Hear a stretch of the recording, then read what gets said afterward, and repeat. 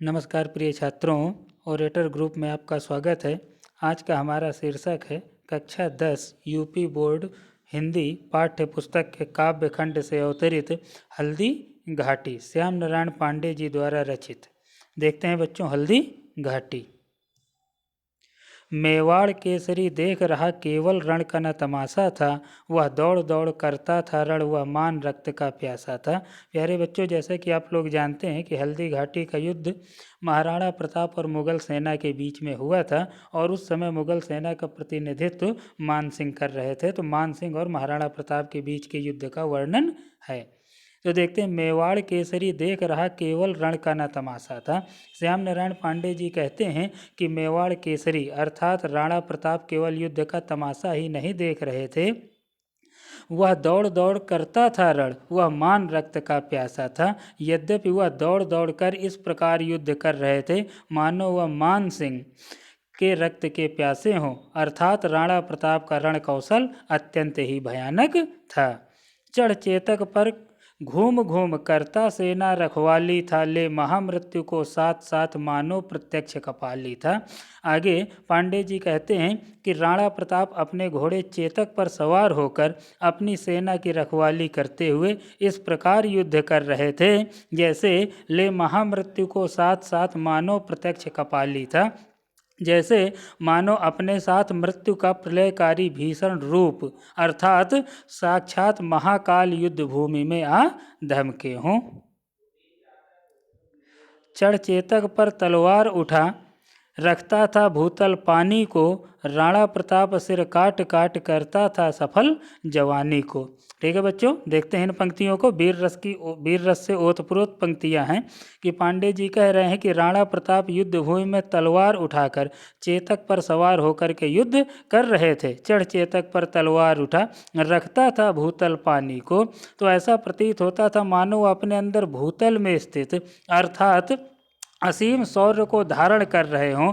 या यहाँ राणा प्रताप सिर काट काट करता था सफल जवानी को, वह ऐसा पराक्रमी वीर थे जो शत्रु सेना के सिर काट काट कर अपनी जवानी का वास्तविक परिचय देते थे, अर्थात अपनी जवानी के कारण सफलता भी प्राप्त करते थे। सेना नायक राणा के भी रण देख देख कर चाह भरे, मेवाड़ सिपाही लड़ते थे दूने तिगुने उत्साह भरे। आगे कहते हैं पांडे जी कि राणा प्रताप की सेना के कुशल सैनिक राणा प्रताप का रण कौशल देख देख कर और भी उत्साहित हो रहे थे और मेवाड़ सिपाही लड़ते थे दूने तिगुने उत्साह भरे। और राणा प्रताप को युद्ध में लड़ते हुए देख करके जो मेवाड़ के अन्य सिपाही थे वो भी दुगने तिगुने उत्साह के साथ युद्ध कर रहे थे। क्षण मार दिया कर कोड़े से, क्षण मार दिया कर कोड़े से, रण किया उतर कर घोड़े से, राणा रण कौशल दिखा दिखा चढ़ गया उतर कर घोड़े से।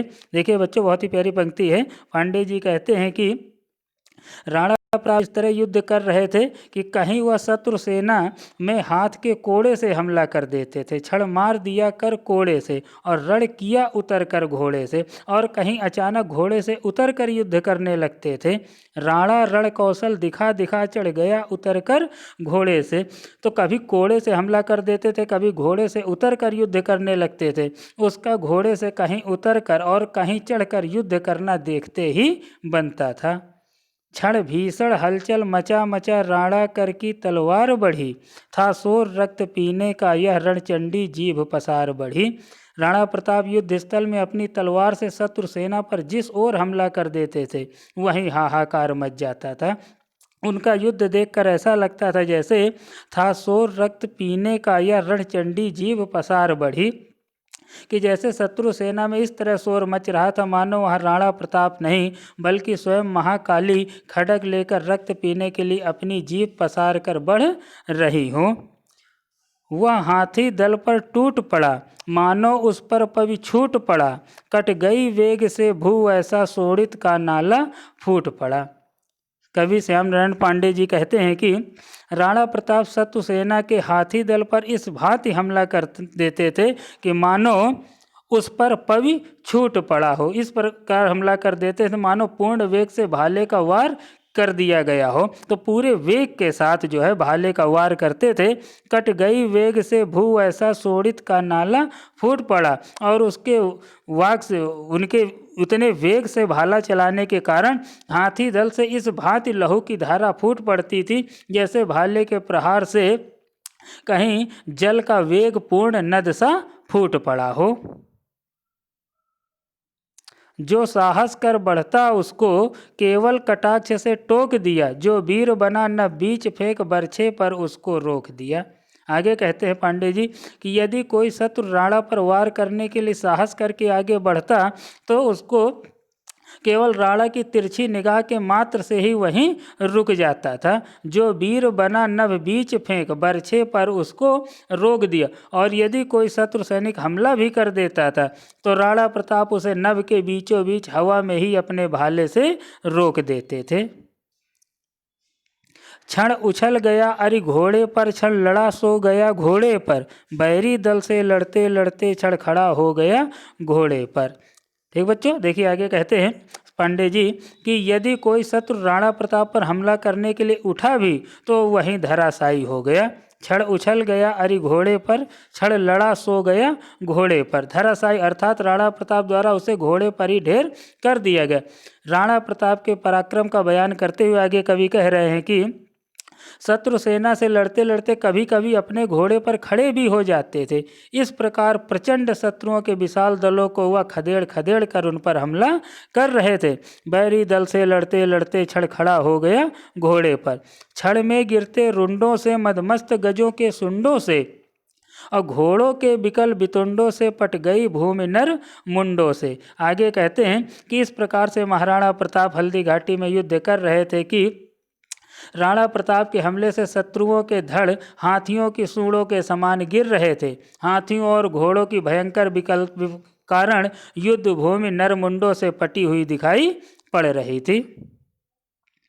ऐसा रण राणा करता था पर उसको था संतोष नहीं, क्षण क्षण आगे बढ़ता था वह पर कम होता था रोष नहीं। आगे कहते हैं पांडे जी कि राणा प्रताप जी इस प्रकार से भयानक युद्ध कर रहे थे कि कहीं रुकने का नाम ही नहीं लेते थे।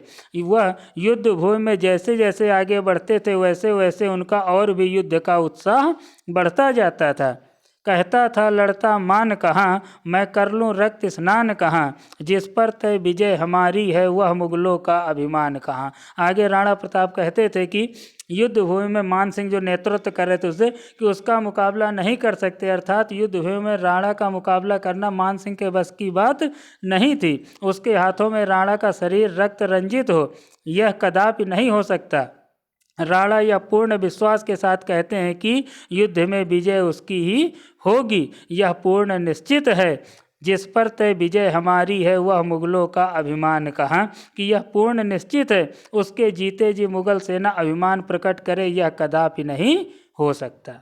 इस प्रकार से बच्चों मैंने हल्दी घाटी का आपके प्रत्येक भाग का, प्रत्येक पैसेज का, प्रत्येक स्टेंजा का मैंने अर्थ अच्छे से आप लोग को बता दिया है और व्याख्या भी बता दी है। ठीक है बच्चों।